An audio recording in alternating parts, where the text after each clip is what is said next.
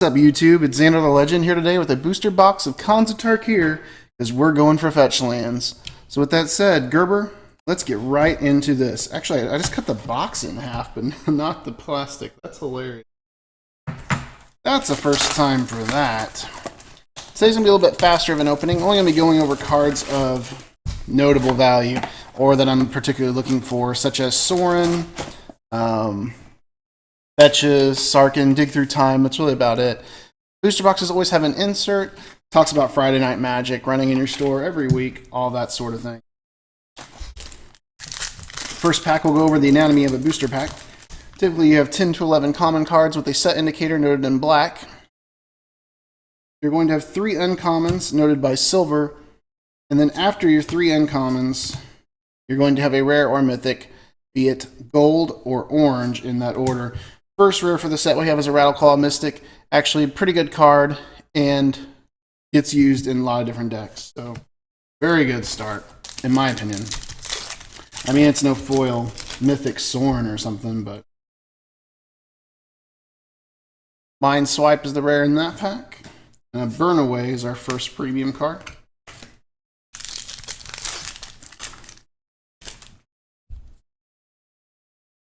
Master of Pearls, very, very common bulk. Our goal today is looking for 5 fetch lands. Utter End, it's not super common, but it's not really rare either. Of those 5 fetch lands, I'd like Flooded Strands, Wooded Foothills, and I guess Polluted Deltas, even though I have quite a few of those. Temur Ascendancy.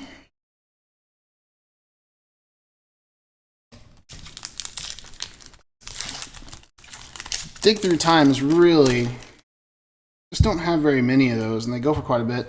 Altar of the Brood, very, very common bulk rare as well.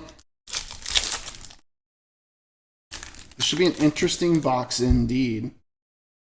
Blood Soak Champion, or as I like to call him, a Blah Soak. You know, I actually needed one of these bird tokens for my Wingmake Rock. I think it's the first one I've ever pulled out of a cons pack, and I've opened 2 boxes, I think. Flooded Strand, there we go. That's what I like to see. Doing a little bit quieter of a video today due to the family being home. A Krumr Bonkin premium card, just a common, so no big deal on that. So we got a Flooded Strand, I'm going for 4 more. Oh, man, there's the Wooded Foothills. That's what I like to see. Always need more Wooded Foothills. They're almost impossible to buy locally in my area. People typically don't want to trade them. Nobody really wants to trade their fetches. They want to hold on to them. Hardened Skells, not too bad. Not a super bulk rare, but nothing super great about it as well. First Mythic, Surik Dragonclaw. Pretty common Mythic. I have a ton of those. Really not what I want to see in this box. I really want to see a Sarkin or a Sorin. And if anything, I really want to see a Sorin. So, Butcher of the Horde, pretty good rare, not a bulk rare. Got not destroyed, but really had a tough time fighting a Butcher Whip deck the other day. Eventually, I did come through, but it was very close. Crackling Doom, great removal card. Almost everybody's running those right now. Never hurts to have Crackling Dooms in your Mardu decks. Speaking of Mardu, there's a Mardu Ascendancy and a premium Barrage of Boulders, which actually is a pretty good looking foil, so. It feels kind of weird doing a quiet video. Usually I'm pretty loud and the room echoes quite a bit, which I'm sure you guys still pick up the echo. There we go. Sarkin, the Dragon Speaker. Only had 1 of these before, so 3 uncolored, double red for 4 loyalty. For +1, until end of turn, he becomes a legendary 4/4 red dragon creature with flying, indestructible, and haste. For -3, he deals 4 damage to target creature. For -6, you put in an emblem at the beginning of your draw step, draw 2 additional cards. At the beginning of your end step, discard your hand. Not too bad, not too bad. If we can pull a Sorin, I don't think I've ever pulled 2 Planeswalkers in the same box, so I don't think it's going to be possible. But if so, that'd be pretty awesome. End Hostilities is the rare in that pack.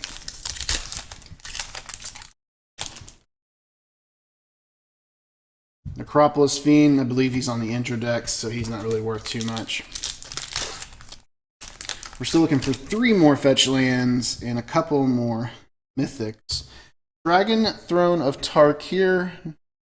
Haven't really seen too many people running that. There was a deck the other day. I believe it was an Ornithopter deck that was running that. It was pretty interesting. Sagu Mauler, there you go. It's not the most common rare. So Trample Hexproof 6/6, pretty hard to get rid of. Not too bad. Definitely seeing a lot of different rares in this box compared to what I normally see. Flying Crane Technique, that's a bulk rare. Nothing to talk about with that one. I don't think I've ever seen a deck that runs Flying Crane. Crap Essence, still a pretty common rare card. Kill Shot Premium Foil, looks amazing. I'll tell you what, I've been opening up a lot of Modern Masters lately, so it's kind of nice to see your cards not be scratched, dented, beat up, whatever you want to call it. Abzan Ascendancy, not worth too much, but always nice having some of the Ascendancies. But realistically, the only thing you want to pull anymore is a couple of the Planeswalkers and fetch lands, like the Windswept Heath. I believe it's number 3 in the set right now, about $15. So pretty good. Going for 2 more fetch lands, I believe. As long as we get 2 more fetch lands, we're pretty much going to get our money back out of the box. Empty the Pits, terrible mythic. Definitely one you don't want to see. Very big bulk mythic. I believe I've got 8 or 10 of those. So maybe one day we'll get lucky and they will go up. And maybe that day will be soon so I can trade them and just get rid of them. Dragon Style Twins.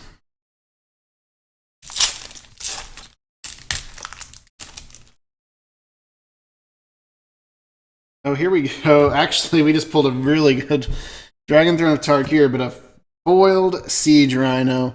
I believe these are going for 20 or 30 at my local game shop. Beautiful, beautiful foil. He goes straight into plastic sleeve.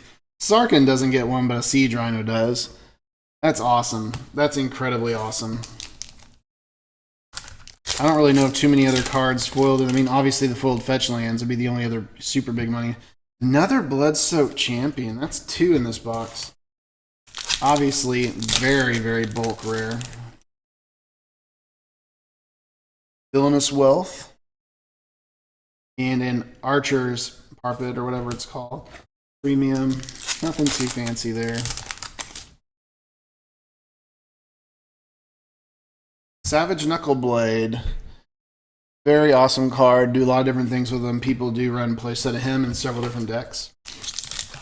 And more importantly, he comes out in 5-colored Cocoa.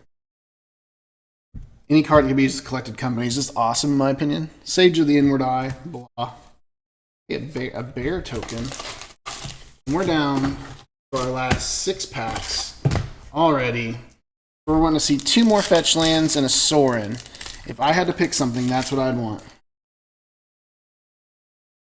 An Ivory Tusk Fortress is not what I was talking about. And I have gotten 5 fetch lands in a box before. Infinenza, not too bad. She's worth about $5. I've got more than a full play set of her, so nothing too great. Not excited to see her as one of my last mythics. But like I said, you can't expect to get both Planewalkers in the same box. So, oh my gosh, now that's beautiful. Another Wooded Foothills. Like I said, these, I don't know if I said it, but these are running about $20 now at my local card shop. Nobody's selling them. I did say that part of it. That's awesome. We're at 4 fetches. That's pretty good in average for a box. You can't complain with that. Sultai Ascendancy. 2 packs remaining.